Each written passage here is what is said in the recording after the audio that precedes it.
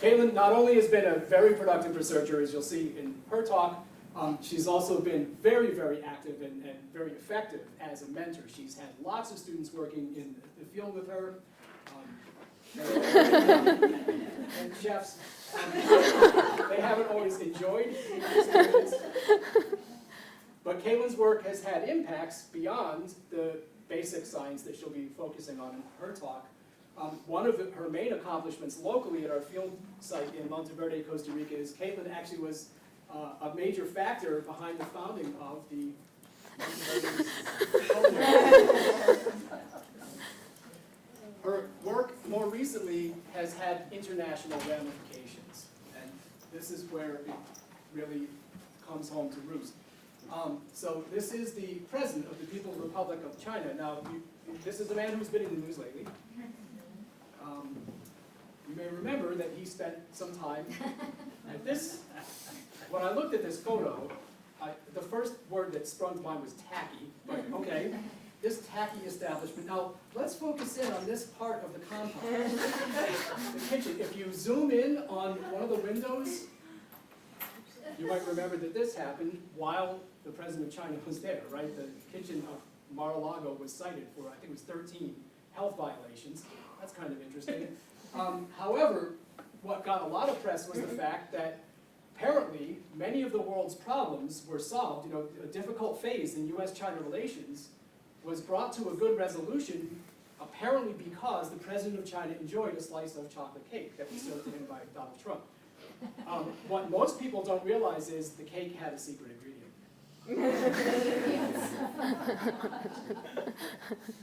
However, some of Kaitlin's food ventures were less successful. So she has spent a lot of time cooking ants. She also got interested in cold food, recognizing that eating does not always require cooking. So there's a plate of, I'm not even quite sure how you pronounce that, charcuterie? What the heck? You know, there's a plate of meat and cheese. No, you can't say that anymore. Well, why is it called this? Well, I checked in. Charcuterie is a hipster term for a plate of cold, very expensive fat and salt. And by the way, of course I pulled this character up doing a random Google Images search using the word hipster. Does that look like anybody we know? Maybe an ex-student from, yeah, Robert Driver. Okay. So Kaitlin got interested in figuring out whether there was a place for army ants in charcuterie. And high up on a cold mountaintop, we found, she was very excited, you can see, we found a subterranean colony of army ants. And so Kaitlin got really, really excited about collecting data on this army ant bivouac in a cold setting. So she set to work excavating it, and I was there to supervise. But this was a failure, because what she found in excavating this colony was that these ants could cook themselves. So if academia and culinary endeavors don't pan out for Kaitlin, of course, she has other career options. What used to be called addiction. Anyway, without further ado, I'll hand it off to Kaitlin, and she'll tell us about some of the research she's done during the last 5+ years.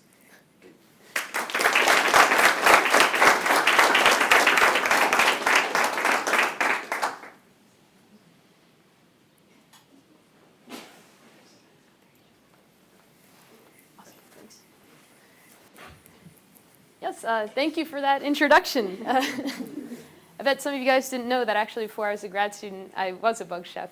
So, true story. I guess I didn't really think about it, but I've kind of continued at that. So let's talk about temperature. Temperature is an important physiological factor affecting how animals interact with their environments and species distributions worldwide. So the study of that is known as macrophysiology on a large scale. And here you can see in this meta-analysis by Willing et al. In 2003 that centers of diversity and richness tend to be towards the tropics along a latitudinal cline. And this fairly worldwide ubiquitous pattern, many hypotheses for why this is the case have something to do with temperature. One such hypothesis that I'm going to talk a lot about today is the climatic variability hypothesis, which predicts thermal generalists in more widely variant thermal environments and thermal specialists in more narrow thermal environments. So here you can see two graphs of each of them depicting the same elevation difference on a mountain. This one here is in Colorado. This one on the left is in Costa Rica. So in Costa Rica, you'll notice that at the top of the mountain, you have a range of temperatures experienced over the year that are variable, but do not intersect with that range of temperatures at the bottom of the mountain. They don't overlap whatsoever. Whereas in your mountain in Colorado, although at any given date throughout the year, there is no overlap in those temperatures, at the bottom of the mountain in one time of, the top of the mountain in one time of year, you'll sometimes get temperatures that you can experience at a different time of year at the bottom of the mountain. And this was Jansen's hypothesis, the justification for the climatic variability hypothesis posited in 1967. But why do we care? Well, if knowing worldwide distributions of organisms and how they have their physiology interactions with the environment, it's not enough for you. It's also really important to predicting the effects of climate change. So understanding global patterns and how the temperature is changing in the environment and will change in the future is important to understanding climate change impacts. But half of the story has to do with how organisms respond to that change. So in fact, the globe is not a sphere covered in a uniform layer of slime that is life. In fact, animals differ in their thermal physiology, and that's what I'm interested in. So in general, my thesis that I'll talk to you about today has to do with what factors drive variation in thermal adaptation and what is their relationship to geography. So, well, there's a slide missing, but that's okay. I'll talk to you about it anyway, using this slide. Okay, anyway, so what is thermal tolerance? Thermal tolerance is the range of temperatures at which an organism can survive and function. And at the top of that range, the high end is an organism's CT max, or thermal tolerance maximum, which would be right there. And at the bottom is the thermal tolerance minimum, or the critical thermal minimum, or CT min. So those are terms I'm going to use throughout. And so the difference between CT max and CT min is what we call the thermal tolerance range, or thermal tolerance breadth. So every organism, to some extent, has a range of temperatures at which they can function. But I say every organism because this is a feature of an individual. Although we often, in statistics, make assumptions about what means mean, I posit that for a social species, these assumptions can be sometimes misleading. So what do I mean by that? Well, take this ant. Say this ant is fairly representative of the mean condition of the colony. It has a fairly average thermal tolerance breadth. It has this curve of, so its optimum is about here, right? So for this ant, you see that there are going to be individuals that are more thermally tolerant than that average, either on both sides, both CT max and CT min, or just on one. Some are more tolerant of heat, some are more tolerant of cold. But at any case, these individuals are able to exploit resources in thermal environments that most members of the colony are not. So we call these strong links, or temperature explorers. Conversely, there are going to be individuals that are more sensitive to temperature than the average ant in the colony, either on the high end with heat or on the low end with cold. And we term these individuals weak links. And they're going to have a different relationship. In a way, they're on the front line of this interface with temperature in terms of colony level effects. So what causes this variation in colony thermal tolerance in social insects? Turns out there's been a fair number of study of this. Size, basically bigger ants or bees or a lot of other things within a colony tend to be more thermally tolerant. They tend to have higher CT max and lower CT min.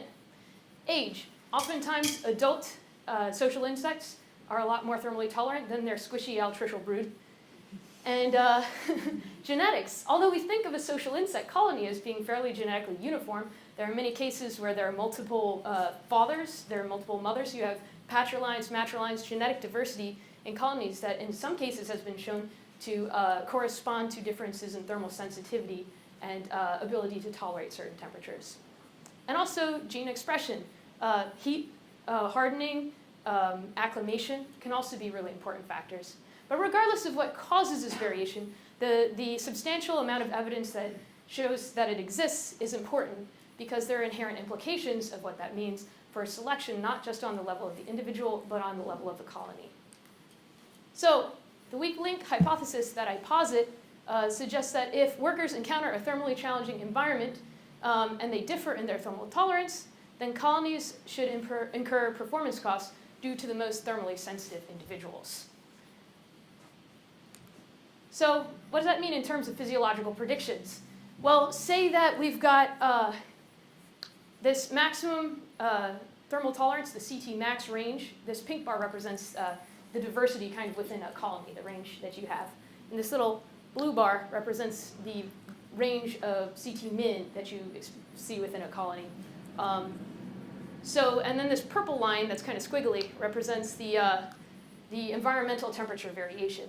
So if you've got a group of social insects that are experiencing over an evolutionary time scale an increase in environmental variability, the individuals within the colony that are going to face a disproportionate amount of selective pressure on their thermal physiology are going to be those weak links.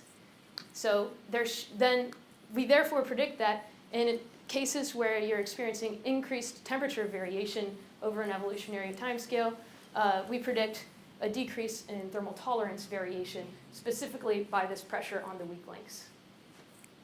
So is there any empirical evidence of this?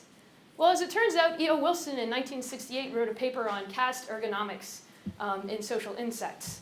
And he made the observation that in tropical regions of the world, ants, not always, but often, will have extremely highly polymorphic worker castes. So if you can see in this photo, you've got these two really different looking ants. These are actually sisters within the same colony with the same mother, actually. And so they're very different in size, as you can see. And that's in stark contrast to at high latitudes where you see very little size variation. And actually, a study by Kaspari and Vargo, I believe in 1995, showed that on average, ants are individually larger towards the temperate and polar regions as well. So although E.O. Wilson posited that the reason why you see this difference in sizes was ecological variation and less stability in general conditions in the environment towards the polar regions, I posit that the finer mechanism of this may be the weak link effect on thermal tolerance. But there's a problem. So in macrophysiology, we often talk about a latitudinal gradient because it's a large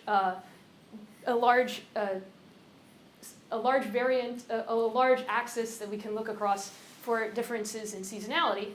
However, there's a problem with assuming that any latitudinal gradient is just seasonal variability because it's also colder. The mean annual temperature is also lower the further you go away from the equator. So in the parts of my dissertation that I'm going to talk to you about next, I am going to go over those factors individually and see how they interplay when we're not looking at them in that highly correlated fashion. So I've got 5 chapters to my dissertation, and today I'm going to talk to you about 3, the 3 that I haven't yet published. This slide was honestly supposed to come earlier, so I would have told you that sooner. But yeah, I've already talked to you about the weak link effect and temperature explorers, which is my theoretical chapter. And next, I'm going to talk to you about thermal tolerance along a neotropical elevation cline. So army ants are really interesting because they have a variety of soil microhabitats that they occupy. Some army ants in subfamily Doralinae form mobile nests called bivouacs entirely out of their own bodies, and they construct these above ground, as you can see in this image up top. And then those species will often go foraging and looking for food, known as raiding in army ants, above ground as well. But there are also individuals, species is what I meant to say, species such as the ones that Sean showed you, I was very excited about at high elevations, that form this bivouac, this temporary nest below ground and forage above ground. And then there are also individuals that both forage and bivouac below ground entirely. So why does this matter? Well, as it turns out, above versus below ground, you experience a similar, at least to a certain degree below ground, you experience a similar mean annual temperature, but you experience different variation in temperature due to the soil buffering diel fluxes in temperature. So the ants underground are not experiencing these high daytime highs and these low nighttime lows the way the above ground ones are. Also, army ants are good models for looking at this because they have different castes. So as you can see, there's this really big soldier here, and then there are these tiny workers that perform different tasks. But inherently, because of this difference in size, through a lot of factors you know about and some we're still working on figuring out, we expect there to be a difference in their thermal physiology. And next, what I did was I looked across elevations, but also sites within Costa Rica. I want you to look at this satellite image with nothing on it first, because it's kind of striking how there's this large green region, and then there's a lot of brown on the northwestern area in Guanacaste. Well, that is due to a difference in seasonality in the tropics that you see that's actually due to a rain shadow effect. So in the dry season, there are strong trade winds that blow from the northeast, hitting or bringing moisture to the eastern lowlands and hitting the continental divide that's right here. And when these winds push up and over the mountains, they drop their moisture and scour down dry air down the western slope of the continental divide, pushing back any moisture or precipitation that would have otherwise crept up that Pacific slope. Now, during the rainy season in Guanacaste, these trade winds weaken, allowing moisture and precipitation to come up the western slope of the continental divide. And this is important because there's seasonal dry forest here. So in the dry season, you're not just experiencing less precipitation, there's actually a lot of trees that will drop their leaves, and so there's more sunlight that's reaching the ground. And even though this side of the mountain range is generally experiencing a lot of cloud cover throughout the year, the western side is experiencing a contrast in cloud cover throughout the year as well. And of course, moisture differences and cooling by evaporation as well. So you're actually experiencing more temperature variability in a seasonal dry forest than you are on the eastern side. And that's important because I talked about how in the tropics, the idea is that there's less seasonal variation. But actually, on a finer scale, you still see these kinds of patterns, though not as dramatic as, say, Colorado versus Costa Rica. So I wanted to know if this had an effect on how species thermal tolerances pattern out. So I sampled 6 different sites and across elevations within each site as best as I could in Costa Rica. And 2 of them were on the Atlantic slope here at San Gerardo and La Selva, and were very wet and less seasonal. And then there's several very seasonal sites, Maritza, Santa Rosa, and San Luis. And Monteverde was a little bit on the western side, but was right near the continental divide, included some of the continental divide. So as you can see, I took a bunch of GPS coordinates from where I actually sampled the ants, and I extracted 2 bioclim factors from WorldClim, mean annual temperature and temperature annual range. And although these sites differ in mean annual temperature predictably, quite so with elevation, this is not the case with temperature range. So you can see that that this adiabatic cooling, first of all, in mean annual temperature is as we predicted, about 9.8 degrees Celsius every 1,000 meters that you ascend in elevation. And this difference in in temperature annual range differs predictably on whether sites are on the eastern or western side. And importantly, they're not correlated with each other, so we can test them fairly well independently. So, well, okay. Sorry. So my questions were, how is thermal tolerance affected by mean annual temperature, temperature variation, and body size? And in order to look at mean annual temperature, I examined these thermal tolerances across an elevational climb. In order to look at temperature variation, I examined them across microhabitats and across tropical dry forests versus rainforests. And for body size, I examined thermal tolerances across castes, even within the same colony, and also across colonies and species. So what are my hypotheses? Well, interestingly, one of these major patterns you see in macrophysiology is what's been known as Brett's rule, which is based mostly on empirical data, noting that there is very predictable patterns in latitude for CT min, but not really CT max. So the minimum temperatures an organism can tolerate are very responsive to latitude. And interestingly, with elevation, this is sort of the case, but has mixed empirical support. So in general, you'll see a downward trend in both CT max and CT min, which is what you would expect if you were thinking just about the adiabatic cooling, that you wouldn't need really high thermal tolerance if you're a mountainous ant in the cold, right? But actually, oftentimes CT max is not significant, although oftentimes it has a downward trend, or a lesser slope than CT min. So why? And I threw a bunch of different variables at this by looking at temperature variation and body size than a lot of previous studies have.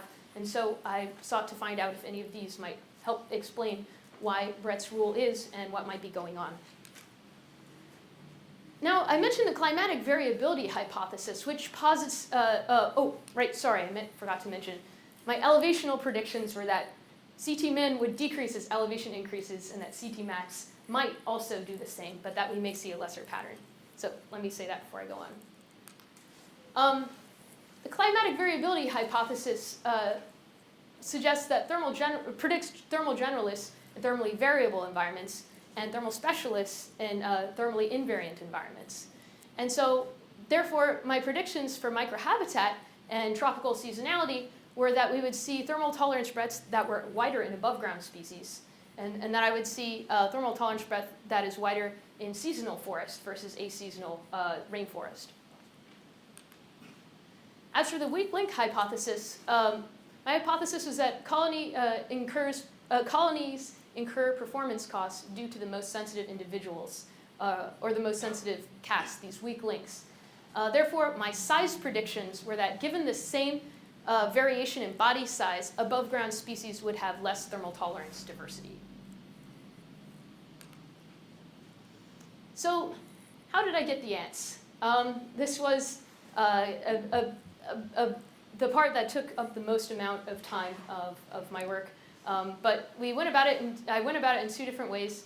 So first I dug a hole for below ground ants and I applied a thermal probe at the soil surface and at 10 centimeters below the soil surface, which is where I had the bottom of that cup. I applied tuna oil as bait to the bottom of that hole, and then I nestled a cup and a plate on there to make it nice and dark. And when I was fortunate, then I got some below ground rating army ants to those baits. And that way I was also able to look at the temperature when those ants were there, when they were not. And in terms of above ground rating army ants, I was able to collect those by doing daytime trail hikes and nighttime as well trail hikes. And when I would encounter rating army ants, I would first measure their temperatures using a handheld infrared thermometer, and then I would extract the ants and bring them live back to the lab, as well as the below ground ants.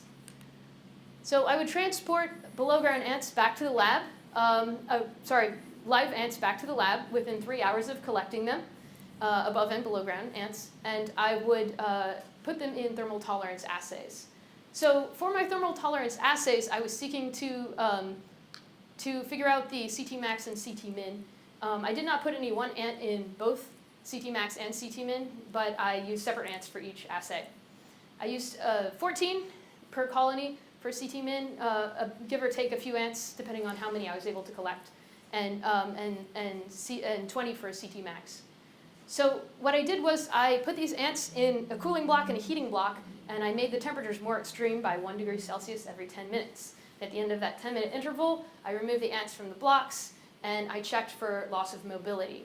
And the temperature at which these ants lost their ability to function, I determined to have exceeded their thermal tolerance. So in other words, 1 degree Celsius less extreme than that temperature where they lost mobility was considered CT min or CT max respectively. So what did I find? Well, I collected and assayed a total of 3,988 ants. People ask me about the N value, so I want to make sure I had that one. But they're all here specifically with each species and colony as well. It was 134 colonies of 15 species and 4 genera across subfamily Dorlinae. And so how did I decide how above versus below ground these species were? Well, as it turns out, there's a lot of description in the literature for some species. So I used this index by Belova et al., our lab mates who had developed this index for brain work. And that gave a score of the rate or the bivouac from 1 to 5, 1 being the most underground and 5 being the most above ground. And the addition of these together was the cumulative index of literature, or IL, I have depicted here. And then I wanted to use an independent morphological character for some species about which we knew very little or had less description in the literature. And so I also used an index that I had developed in one of the chapters I won't get to talk to you about today, but that was relative eye height to head width. So essentially, ants that are more above ground tend to have bigger eyes. And so seeing the relative eye size informs morphologically about that. So I took both of these indices and I z-transformed them to normalize them, and then I averaged them to make the index of surface activity that I used in this analysis, or ISA. As for statistical analyses that I performed, first I fitted mixed models to my data in R using the LME4 package. And my response variables were CT max, CT min, or thermal tolerance breadth. And what I used for thermal tolerance breadth, because I did not run individual ants, as I said, in both CT max and CT min assays, was to use the colony average CT max minus the colony average CT min. So my fixed predictor variables were size, elevation, annual temperature range, which was BioClim 7, as I mentioned, extracted from BioClim, and index of surface activity. My random predictors that I accounted for in the model were also site species identification and colony ID, except for thermal tolerance breadth, which is a colony level trait as I measured it. So then I reduced and compared models to figure out the significance of each of those factors. And I also conducted phylogenetic independent contrasts in order to control for relatedness. So what were my results? Well, first let me get you acquainted with this graph. We've got a bunch of tiny arrows up there. Those are CT maxes, and these are all colony means for ease of viewing, though I ran the analyses on the individuals. And then these arrows pointing down are CT mins.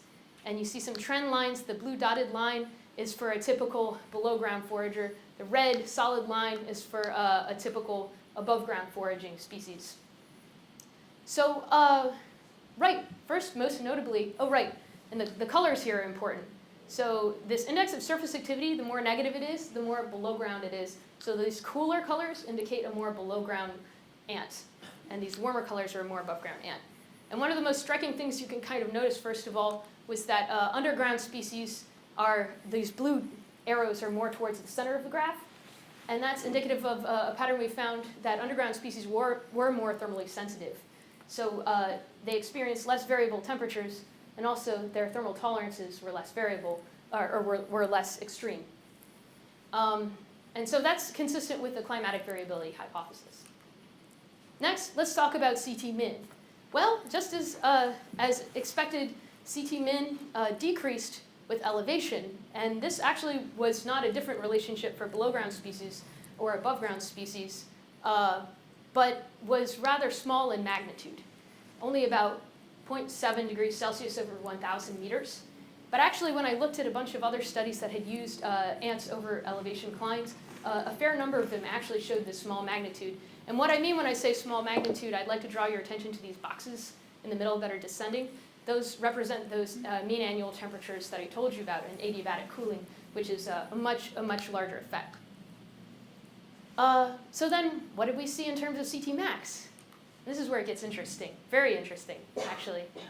So it turns out that above ground foragers and below ground foragers actually have a different relationship with elevation and their thermal tolerance. So although above ground foragers looked just like Brett's rule, the below ground foragers actually decreased in CT max over elevations faster than they decreased in CT min. So that's actually the opposite of Brett's rule, which suggests that controlling for microhabitat is extremely important for understanding these upper thermal tolerances of species. But actually, I'd like to add that if I had done my analysis not accounting for microhabitat, I would have seen the similar effect of a non-significant downwards trend in CT max, but significant trend in CT min, the same as a lot of other studies that did not account for microhabitat. So is this part of the story? Why Brett's rule is not always supported in this manner? Do we have to make a bunch of amendments or exceptions for Brett's rule? Or perhaps there's a better hypothesis?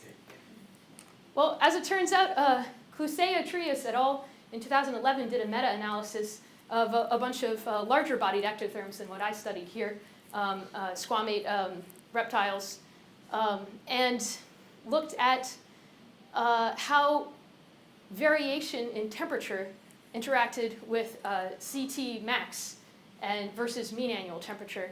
And she actually found that CT min appeared to be more predicted by mean annual temperature, and she found that CT max actually was more likely to predict, more likely to be predicted by these rare but extreme temperature events. And so is that possibly what's going on here?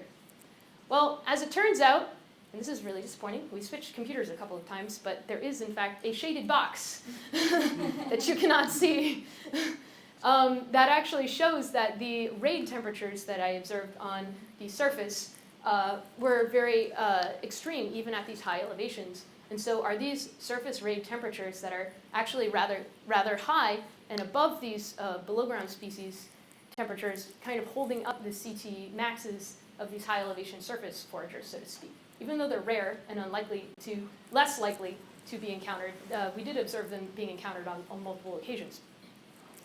And so then why this difference in below ground individuals then? Well, as it turns out, it could be that they're actually also responding to the extremes that they experience underground. But the extreme high temperatures that a below ground foraging army ant experiences are closer to their mean. So therefore, you would predict that CT max would look more like mean annual temperature. So it actually makes sense with this as well. But we had another measure of variability. I didn't just look at microhabitat, right? We also had tropical seasonality. So does this hold with this factor as well? Well, the answer is yes. Although thermal tolerance breadth and CT min were not significantly predicted by seasonality in our tropical sites, from dry forest to rainforest, it was CT max was actually highly predicted by it. So over this difference in temperature annual range, that was only about 3 degrees Celsius. You saw, give or take, like 2 degrees Celsius difference change in CT max, which is kind of, interesting. So this fits with the prediction by, this fits with these results found in these larger ectotherms, which may indicate that it may be a broader pattern than something that is only going on with army ants. So then let's talk about the weak link hypothesis and body size. These are all 3,988 ants on this graph. And up at the top, you're going to see the cloud of CT maxes, and at the bottom, you'll see the cloud of CT mins. One thing that you'll notice is that they all kind of, as was predicted by numerous other studies, are small ants tend to be more thermally sensitive in general. And that's true across species. But we found that the effect of body size on thermal tolerance differed depending on how above or below ground a species was. So that's interesting because of what I mentioned to you before, because of how the interplay between these extremely sensitive colony members versus your average and very sensitive colony members can affect the way in which selection happens. So I should mention here that army ants, there's fairly good evidence to suggest that the ancestor of army ants, even that are fairly above ground, is a below ground nesting species that is kind of the normal state for a lot of ants. So if you think about the above ground state as being more derived, although it in intermediate especially has appeared a couple of times evolutionarily, then you can see that there's kind of a progression from being more below ground to above ground. And so what I've got, these solid bars here represent the range of temperatures at their most extreme across all of our sites experienced below ground, only while the ants were found raiding there. And these dotted lines are the extreme surface raid temperatures that we observed. And if I just put them on these data, you can actually see, it's kind of fascinating, that the most sensitive colony members with below ground actually are on the outsides of these extremes. And so in turn, if you look at the most above ground species, they've kind of popped up a little bit. So in this overlay, you can basically see the effect I'm talking about is a disproportionate amount of change in the small ants as compared to the large or mid-sized ants. And that fits with our physiological predictions of the weak link hypothesis. So my conclusions for this chapter are that in terms of temperature variability, microhabitat did fit the climatic variability hypothesis, but kind of also made sense with the CT max set by extreme, CT min set by mean hypothesis as well. But when we looked at seasonality, actually the climatic variability hypothesis was not as supported. Thermal tolerance breadth didn't change with the range of temperatures that changed. It was actually just CT max. So that actually fits the Crusea, Trias et al. Findings. So what about mean temperature elevation? Well, Brett's rule was not supported, but again, there may be important interplays with microhabitat going on, and the mechanisms of which are better explained by this different physiological pattern that we see between CT max and CT min. And lastly, our size observations fit our weak link hypothesis, suggesting that there may be a disproportionate amount of selective pressure on these more sensitive colony members than on average and large colony members in situations where species go from being in a relatively more stable environment to a relatively more thermally variable environment. So now I've talked to you about the weak link hypothesis and also about my neotropical elevation climb chapter, and now I'm going to move into discussions about above ground bivouac homeostasis in the army ant Ecceton burchellii parvispinum. So what is thermoregulation? In a really broad sense, it's the modification of internal temperatures from those of the environment to be more conducive to biological processes. Now, what I'm going to talk to you about today is social thermoregulation, which is an interesting phenomenon, feat that is performed by a lot of social insects for a variety of reasons, from optimizing food storage to colony defense against pathogens. Those of you that don't know, these are actually bees that are clustering around a hornet and cooking it to death, because the bees can tolerate a higher temperature than the hornet. So, yeah. And then a lot of these feats of social thermoregulation are accomplished in social insect colonies by the making of these structures using foreign materials, often for the care of these squishy, as I mentioned, altricial social brood that have very specific thermal needs.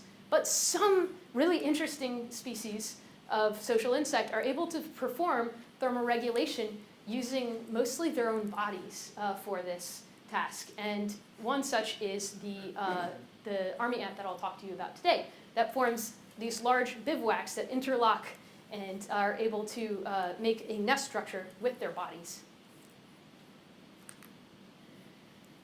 So, thermoregulation. What does that mean exactly? Well, so far I've talked to you about army ants and how as individuals they're very much thermoconformers. In other words, their body temperature varies widely with the temperature of their environment. But that's not the case for a lot of organisms, such as you and me and everyone in this room. Our internal body temperatures are fairly independent of our thermal environments in the environments that we occupy. So where does an army ant bivouac fall along this spectrum? According to a lot of foundational work that has been done, it's been suggested that army ant colonies, the bivouacs, are actually able to form a perfectly homeostatic window of 28 degrees Celsius plus or minus 1 degree Celsius across their range of temperatures from sea level to mountainous regions in Monteverde. But there's a problem with this assumption, which is that people have only really looked at it in the lowlands.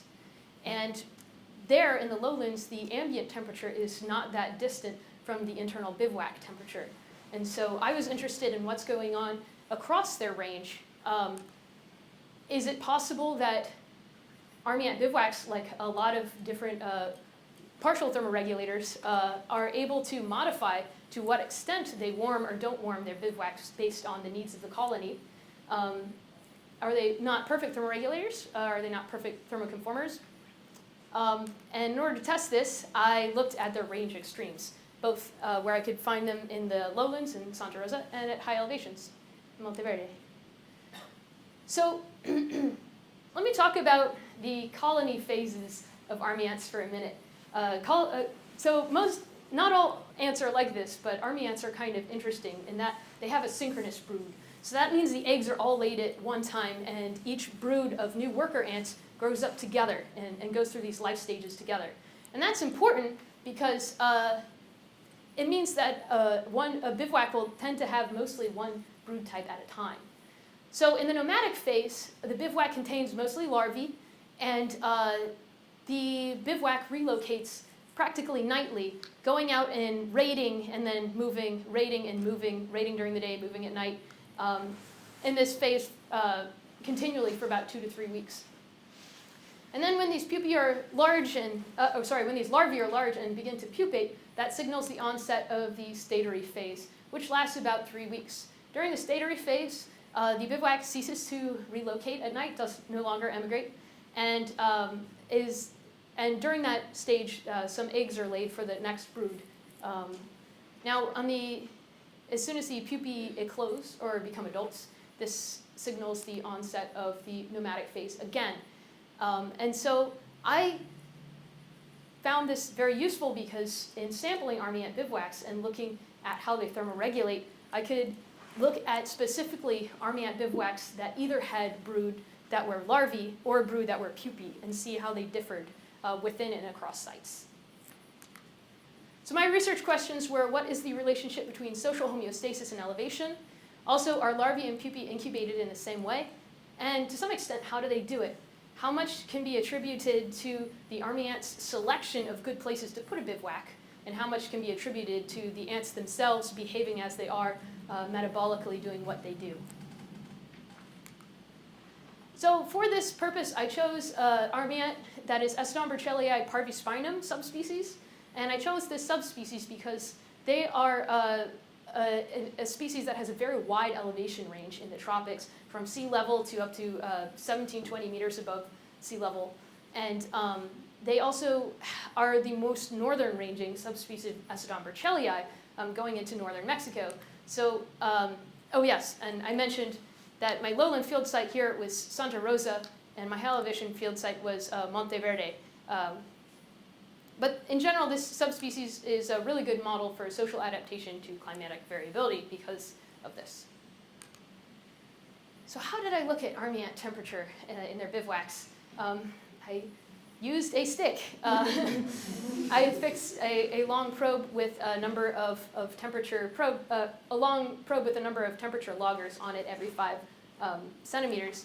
And I first poked an observation hole in each bivouac that I would encounter to see the placement of the brood.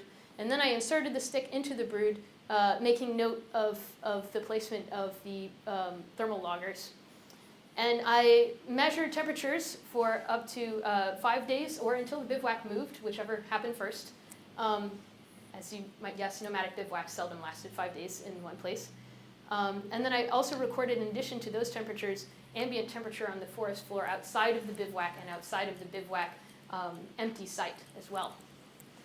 So I did this for several years in 2013, 2015, and 2016. And I probed, as I mentioned, bivouacs in Monteverde and Santa Rosa.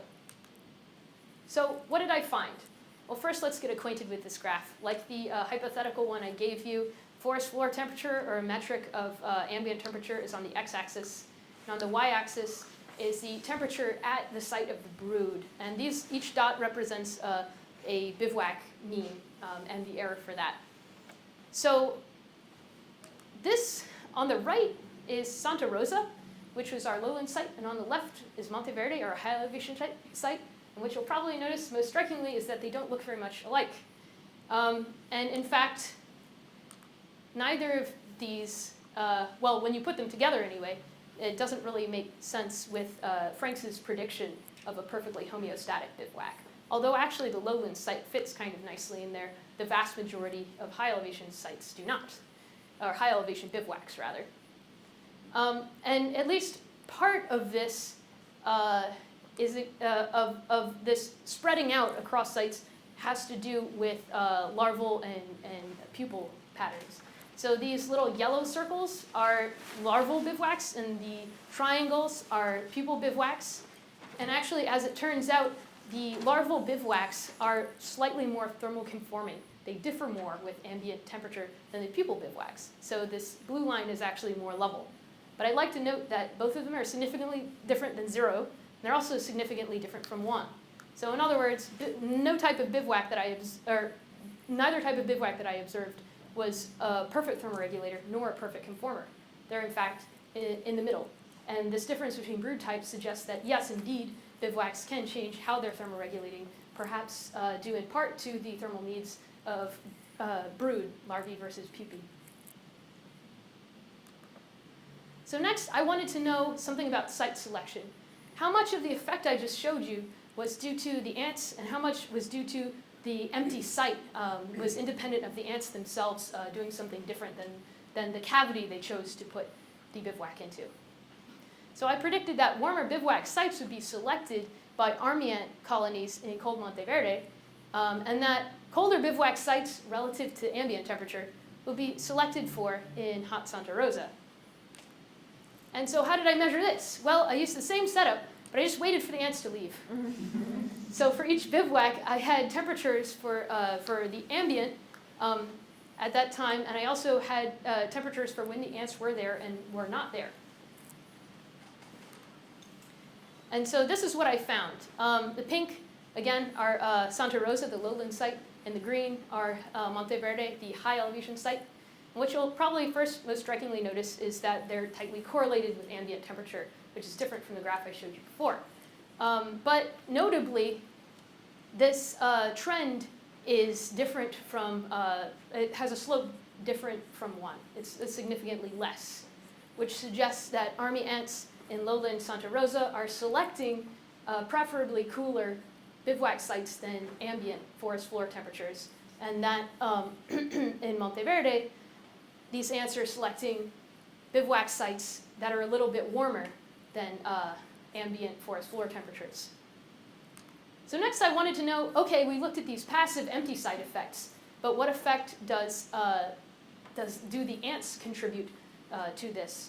And it's hard to make army ants bivouac without any sort of cavity in general, but what I could do is I could subtract from the bivouacs for which I had both site effects and some effects, the effective site. So basically, I took that first graph that I showed you, the summation patterns of both bivouac site and ants when they're present, and I subtracted from that the effect of the site from ambient forest floor temperature when they were there. And I got an estimate of net total warming that happens due to the ants' presence and not due to site effects alone. And so what I found was that there is a significant decrease in this warming responsive to to ambient temperature. And so that's really interesting because if you look at these lowland Santa Rosa bivouacs, they're warming very little. Some of them are warming about the amount that previous researchers in the lowlands have found, but then some of them have a net warming of close to 0, basically. So they're able to really turn off the warmth. And then when you look at these high elevation army ant bivouacs, some of them are altering the bivouac temperature up to about almost 11 degrees Celsius above ambient temperature, which is pretty impressive. And by ambient, I mean site temperature, the site temperature without the ants there, in this case is what I meant to say. So that's actually pretty intense. And notably, I'd like to point out that although one point lands kind of right on 0, there are none of these points that are below 0. And that's important because it means that there's no net bivouac cooling that happens when the ants are there, that we observed anyway, that didn't when they were gone. So basically, the army ants may be relying largely upon site selection in order to cool bivouacs in warm environments. So also importantly, you'll notice there's this thin gray line here. That represents Frank's hypothesis of a homeostatic 28 degrees Celsius plus or minus 1 degree Celsius bivouac. That's basically the amount they would have to warm to keep up with that expectation. And while you notice the majority of the bivouacs are not on that line, some of them are actually, but very few are above it. And that's interesting as well, because it may suggest that this may actually be a roof on what these ants are shooting for, basically. Maybe it's not that an average of 28 degrees Celsius is adaptive, but perhaps you don't want to go above it, or there might be physiological repercussions. However, I'd also like to state at this point that Nigel Franks and all of the previous people who looked at above-ground army ant bivouacs were looking at a different subspecies of army ant. So they were looking at Eceton burchellii forelli, which in recent studies has been shown to be genetically distinct somewhat from Eceton burchellii parvispinum, which is what I'm looking at here. So it could also be that there's a difference in these army ants that occupy interestingly very different habitats within Central America. So this may also be indicative of that. So my conclusions were that bivouacs were colder at higher elevations, pupae were more thermoregulated, and larvae were more thermoconforming, though neither was a perfect thermoconformer or a perfect thermoregulator in terms of the bivouac. Bivouac site choice moderated elevational extremes. In other words, the army ants were apparently choosing sites that were less extreme based on how ambient temperature was. And bivouacs also modified warming more than tenfold, but did not exhibit any signs, at least in our study, of net cooling. With that, I'd like to give some acknowledgements. I'd like to thank, first of all, my committee, my advisor, Sean O'Donnell, my chair, Susan Killam, also Mike O'Connor, Jacob Russell, and Jack Longino. Also, I'd like to thank my funding sources. The Organization for Tropical Studies Tyson Research Fellowship has paid for one of my field sites. It was very successful. The William McLean Fellowship and Claudio Elia Fellowship through Drexel helped me out a lot with pulling these data together, but also sending me out to the field to collect more. And also NSF Fellowships and Drexel Startup Funds to Sean really helped me kick off this project, especially in the beginning a lot. I'd also like to give some thanks in the field to many people who helped me. It was obviously a study that had me up and down various properties and reserves throughout Central America. So I'd first of all like to thank the Dixon family, Mary Rockwell, the Stuckey family, the Gwindon family, the Joyce family, Alan Pounds, Martha Campbell, Mills Tandy, and Mark Wainwright for letting me traipse around their private properties and climb their trees looking for army ant bivouacs. I'd also like to thank Terry McGlynn, who loaned me his tropicooler when ours stopped working in La Selva. I'd also, and this is a really important group of people I'd like to acknowledge, my field assistants, without whom this wouldn't have been possible, Katie D'Amelio, Lizzie Soldier, Ruman Malhotra, Abby Mudd, Tessa Erickson, students from the Monteverde Friends School, and Siobhan O'Donnell that all helped in this process. I'd like to also really thank the staff and scientists at Santa Rosa National Park, San Gerardo Station, Maritza Station, La Selva Station, Monteverde Conservation League, the Monteverde Cloud Forest, the Coricancha Reserve, Historic Monteverde. Okay. And of course, most importantly, I'd like to thank the O'Donnell Lab members past and present. There have been several PhDs who have given me really good mentoring over the years. Of course, my major mentor and all-around awesome person, Sean O'Donnell. Also Susie O'Donnell, Sarah De Leon, and Nicole Dauphine. I'd like to thank some grad students in the crowd. I'd like to thank Katie Fioca and Megan Barrett, also Kevin Peirce and Robert Driver. I'd like to thank, importantly, a bunch of undergrads who have been phenomenal in helping me in the lab take all these photos of ant heads. So Iris Nagai, Kelsey Capobianco, who's here today, Vishaka Hariwala and Sharon Stein. And also I'd like to thank Paul Klee for helping me with the bioclim factors. And then I'd like to thank my lab away from lab, the Miranda Lab, with whom I spent a lot of time and did a really cool side project that I don't have time to talk to you about today. But thank you for your support. I'd like to thank all of my peers in bees, bio, and beyond, who have been a source of inspiration and fun times over the past 5 years. And I'd like to thank my family, who all flew in today for this event and have been immensely supportive of me in my journey. So with that, I'll take any questions.